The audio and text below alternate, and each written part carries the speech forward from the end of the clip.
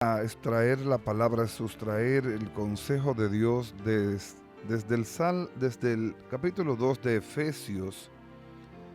Vamos a leer del 1 al 10 y aquí empezamos nosotros una enseñanza y queremos darle continuidad a ella hasta que logremos completar lo que el Espíritu Santo quiere que entendamos.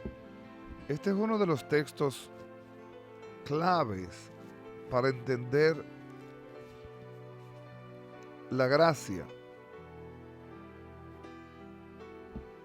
Y dice desde el versículo 1 al versículo 10, y Él os dio vida a vosotros, cuando estabais muertos en vuestros delitos y pecados, en los cuales anduvisteis en otro tiempo, siguiendo la corriente de este mundo conforme al príncipe de la potestad del aire, al espíritu que ahora opera en los hijos de desobediencia, entre los cuales también todos nosotros vivimos en otro tiempo, los deseos de nuestra carne, haciendo la voluntad de la carne y de los pensamientos, y éramos por naturaleza hijos de ira, lo mismo que los demás. Pero Dios, que es rico en misericordia por su gran amor con que nos amó, aun estando nosotros muertos en pecados, nos dio vida juntamente con Cristo. Por gracia sois salvos. Y juntamente con Él nos resucitó y asimismo nos hizo sentar en los lugares celestiales con Cristo Jesús, para mostrar en los siglos venideros las abundantes riquezas de su gracia, en su bondad para con nosotros en Cristo Jesús. Porque por gracia sois salvos por medio de la fe. Y esto no de vosotros, pues es don de Dios, no por obras, para que nadie se gloríe. Verso 10 dice, porque somos hechura suya, creados en Cristo Jesús, para buenas obras, las cuales Dios preparó de antemano para que anduviésemos en ellas. Amén. Bien, mis amados, en días pasados comenzamos este tema de lo que es la salvación por gracia. El tema central de todo lo que se trata la relación con Dios tiene que ver con salvación. El trasfondo de todo lo que queremos y Dios quiere es salvación. Dios no quiere que nadie se pierda. Lo dice la Biblia, 1 Timoteo capítulo 2. Dice que quiere que todos los hombres sean salvos y vengan al conocimiento de la verdad. Pero también creo que nadie quiere perderse. Nadie quiere perderse. El problema es que el hombre sin Dios no puede encontrar el camino, porque es Dios el que busca y Dios es quien revela el camino. Por eso este texto y este tiempo de estudio de esta palabra puede ser para nosotros de gran valor, porque muchos no han entendido lo que es la gracia de Dios. Aún creyentes que vamos a una iglesia y tenemos una Biblia en la mano, pero todavía no estamos claros. ¿Qué es la gracia de Dios? Este texto de Efesios capítulo 2 es donde Pablo da una descripción de nuestra salvación por gracia. El libro de Efesios se le conoce como el tren de la gracia, donde Dios sube a una humanidad perdida al tren de la salvación, al tren de la vida eterna, a una humanidad extraviada, donde Dios la sube, no que la humanidad se sube, no, Dios la sube. Y vamos a estudiarlo y meditarlo y extraer la sustancia de lo que es la gracia.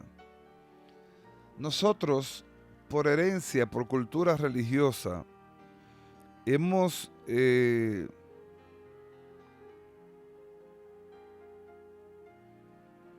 heredado, esa es la palabra, hemos heredado los conceptos históricos tradicionales de las obras. queriendo justificarnos, o sea, queriendo presentarnos, queriendo a través de obras, acciones, buscar la aprobación de Dios. Y no es que Dios no tenga obras que dignifiquen y testifiquen de Él en nosotros. Sí, Dios preparó obras buenas para que nosotros anduviésemos en ellas. Y en cada una de esas obras también Dios programó dejar vista su gloria. Aquí la historia de la iglesia ha tenido grandes conflictos. Muchos caminan en las tradiciones de los sacrificios, como el no comer, el no vestir, el no hacer, el no esto, el no lo otro, las prohibiciones que son sacrificiales muchas veces. Otros han tomado la ligereza de que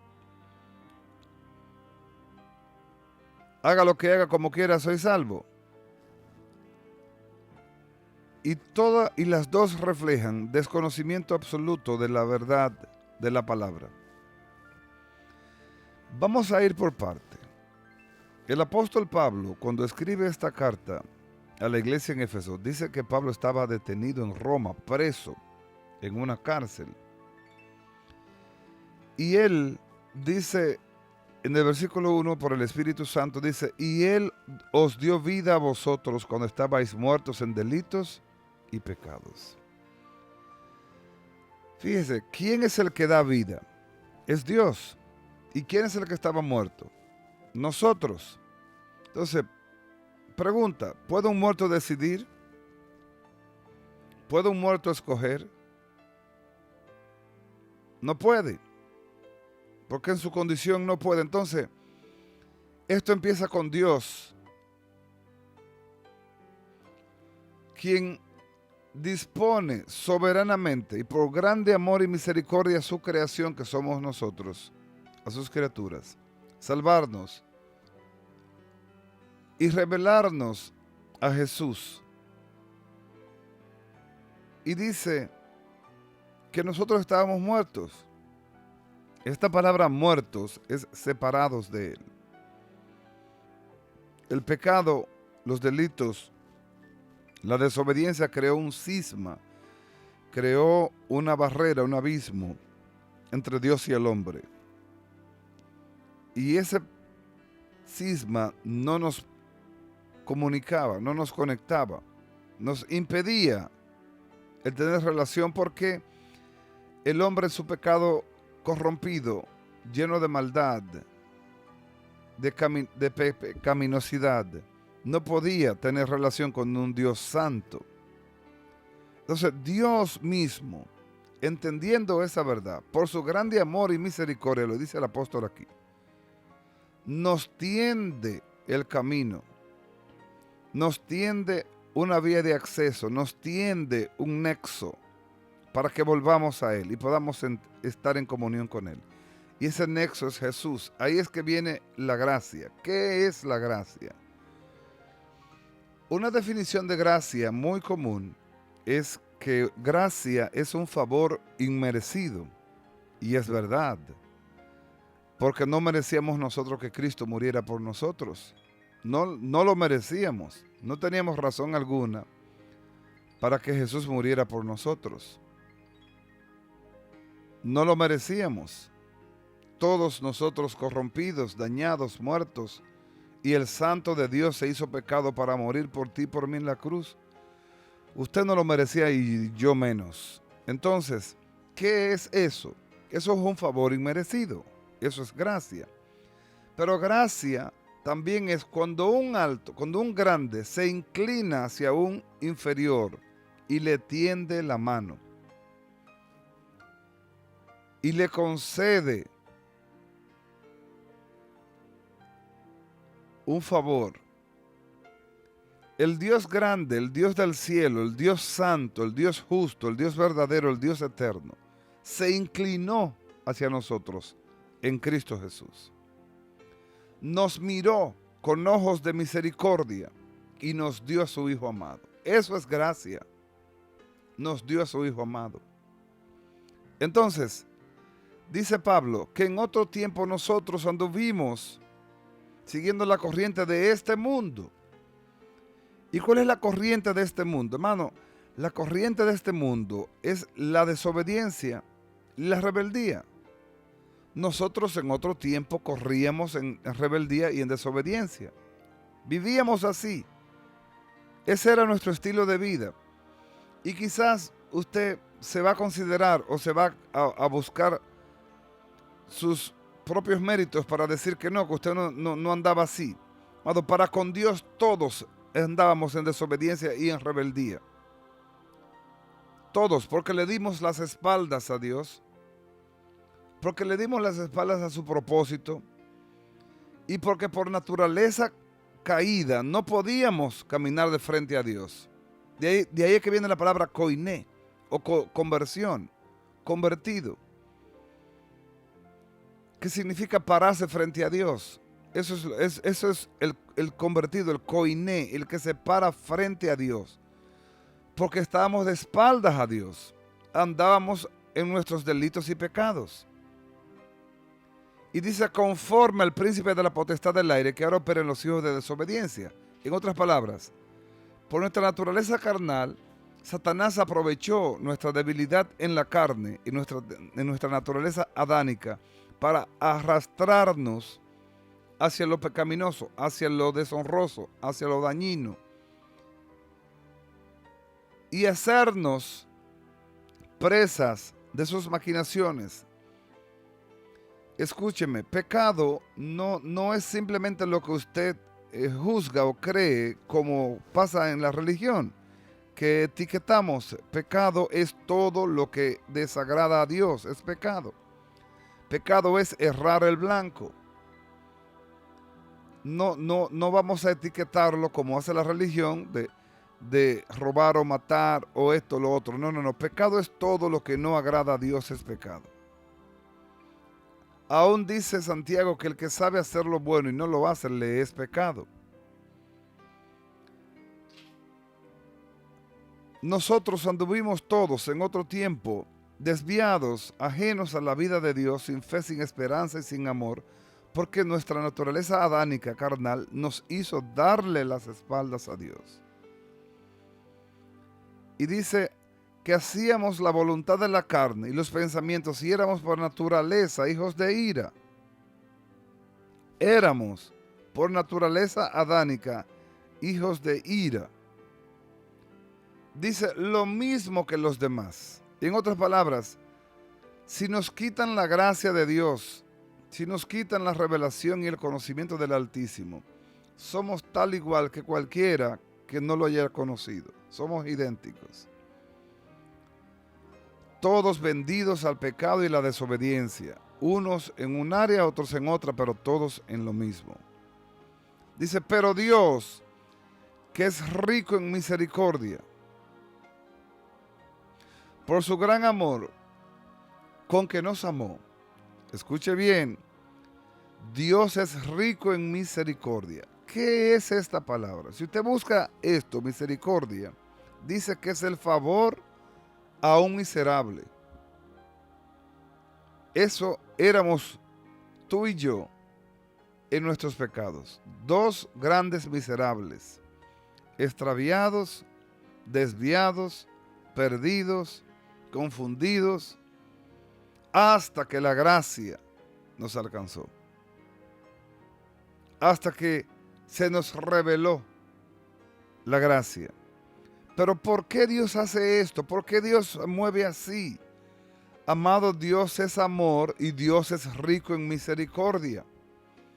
Y no es casual que de todos los atributos perfectos de Dios, el único que la Biblia resalta riqueza en Dios.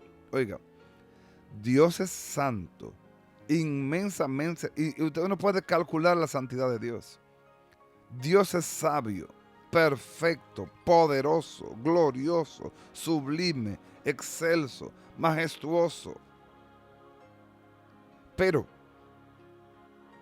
en el único atributo que la Biblia le da a Dios un calificativo superlativo. Dice que Dios es rico y eso es riquísimo en misericordia. Y dice que por su grande amor con que nos amó, aún estando nosotros muertos en delitos y pecados.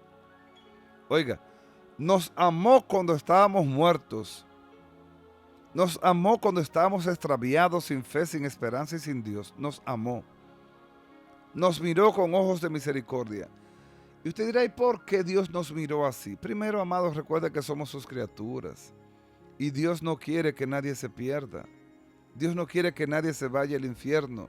El infierno no fue creado para los hombres.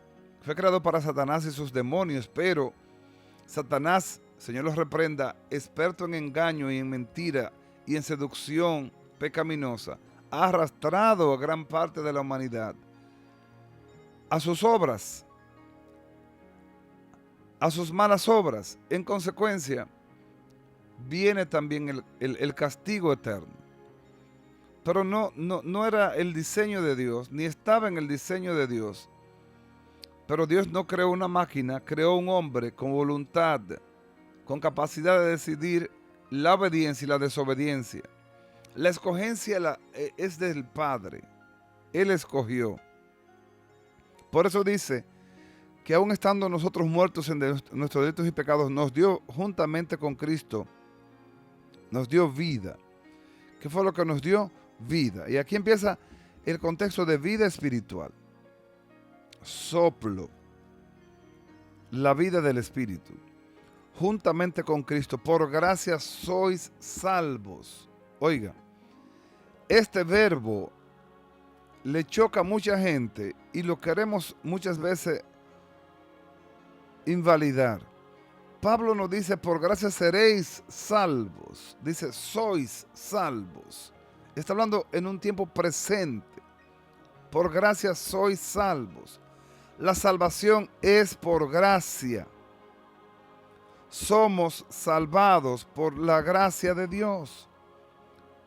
Somos sustentados en estos caminos no por fuerzas humanas, no por esfuerzos humanos, no por capacidades humanas, sino por gracia, por un favor que no merecíamos, porque el grande de los grandes se inclinó hacia mí, tuvo de mí misericordia y me tendió su mano. En el pecado, en el lodo cenagoso que yo andaba, y allí su mano me alcanzó. Por eso, somos deudores a la gracia de Dios. Todo se lo debemos a la gracia de Dios. Porque si no hubiese Dios tenido gracia y misericordia de nosotros, no estaríamos aquí. Yo no estaría aquí. Y quizás usted tampoco estaría escuchándome. Pero por gracia somos salvos. Y por gracia usted está escuchando. Cuán grande es el amor de Dios. Amado, cuando entendemos la gracia, nos enamoramos de Dios a un nivel extraordinario. El saber que yo no merecía nada, absolutamente nada. La paga del pecado es muerte. Yo pequé, usted pecó, pecamos todos. Nos alejamos de Dios, le dimos las espaldas a Dios. Vivimos lejos de Dios, vivimos apartados de Dios. Pero su gracia y misericordia, su grande y dulce amor nos alcanzó. Y nos abrió los ojos y nos hizo ver que hay un camino, que hay un redentor. ¿Qué significa esto de redentor? Alguien que paga, alguien que pagó, alguien que redime, alguien que te sacó del empeño. Eso es redimir. Estamos empeñados al pecado, empeñados a la muerte, empeñados a la condenación. Pero vino el Redentor y pagó por nosotros y nos rescató de nuestra vana manera de vivir. Por eso, cuando entendemos la gracia, nos enamoramos de la gracia. Pero no nos enamoramos de la gracia para vivir pecando, diciendo que por gracia yo soy salvo y voy a hacer lo que me deben en gana y Dios me va a perdonar. No, no, no, no, no. Sino que cuando nos enamoramos de la gracia, vemos que debemos vivir humillados a los pies del Señor, porque no merecíamos que Él nos mirara con tanta misericordia. Entendemos que solamente porque Él en su soberanía dispuso alcanzarme o alcanzarnos, estamos aquí. Por eso, cuando nos enamoramos de la gracia, cuando conocemos la gracia, cuando se nos revela la gracia, amados, ya no vivimos para pecar. Pecamos por nuestra naturaleza adánica que está vendida en nuestros órganos, contraria a los lineamientos de Dios, y viviremos en una constante guerra contra esta carne, como dijo Pablo en Romanos capítulo 7. Pero no significa que ahora vivimos para pecar. ¿Por qué? Porque ahora tenemos conciencia espiritual del pecado. Cuando pecamos, cuando hacemos algo, cuando decimos algo, cuando pensamos algo, cuando instintivamente actuamos de manera pecaminosa, el Espíritu Santo se encarga de dejarnos saber. El Espíritu Santo se encarga de dejarnos saber. Y se encarga de una manera extraordinaria.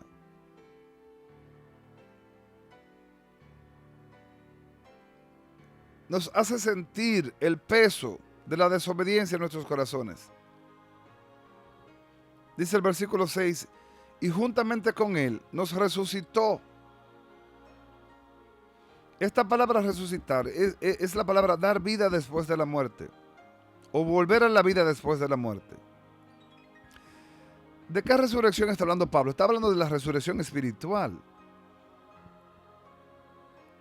porque la física no se ha dado todavía. Al estar muertos en pecados y haber recibido vida en Cristo, hemos sido resucitados espiritualmente. Hay quienes están muertos espiritualmente y hay quienes hemos resucitado espiritualmente. O sea, hemos vuelto a vida espiritual. Tenemos vida espiritual. Ahora pensamos, buscamos, queremos, anhelamos lo de Dios. El hombre sin Dios está muerto. El hombre que no conoce a Dios está muerto, espiritualmente hablando. Y bíblicamente demostrable, aún con un pasaje muy sencillo. Cuando Jesús dijo, cuando vino aquel joven y le dijo al Señor, Señor, te seguiré donde quiera que vayas. Jesús le dijo, ok, ven y sígueme. Él le dijo, déjame ir a enterrar a mis padres. O sea, déjame esperar que mis padres mueran para yo venir y seguirte. Si eso es ahí hay un subtema que no lo vamos a entrar. Y el Señor le dice, dejad que los muertos entierren a sus muertos. Entonces, ¿cómo un muerto puede enterrar a otro muerto? Hermano, hay muertos espirituales y hay muertos físicos. Un muerto espiritual es una gente que no tiene relación con Dios, que no tiene conocimiento, que no tiene vida de Dios. Al no tener vida de Dios, si no tiene vida, está muerto.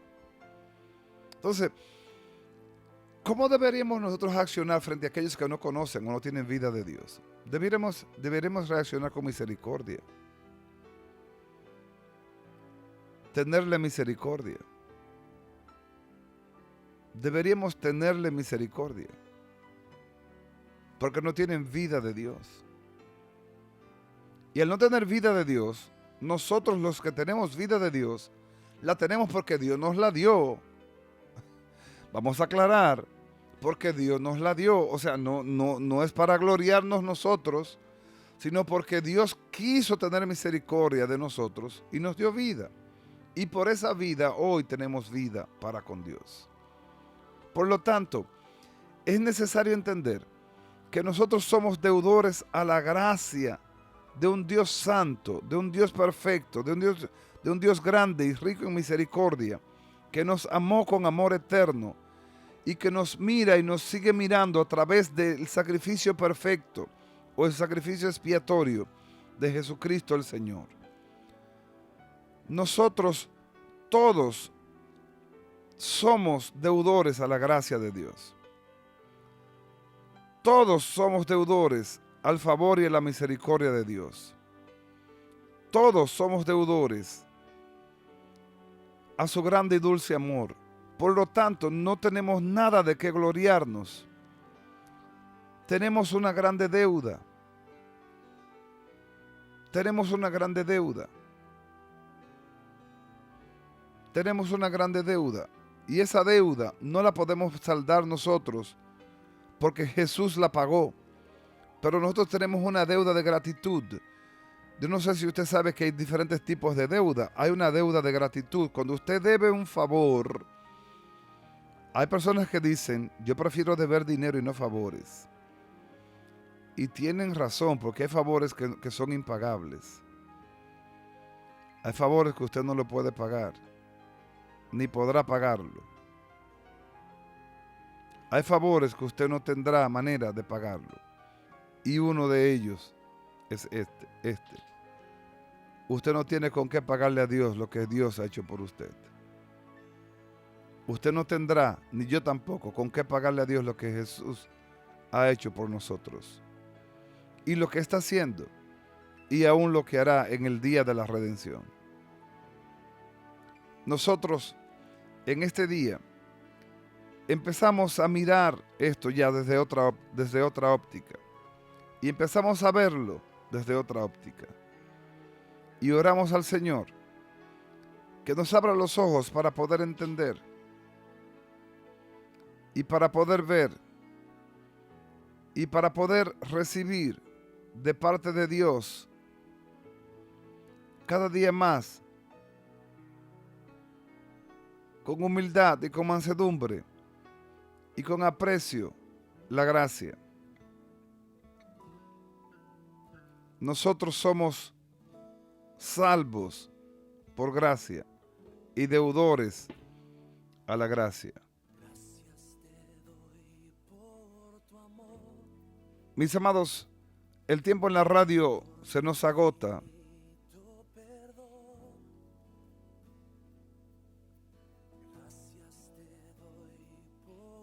Jesús, que por amor se entregó y prefirió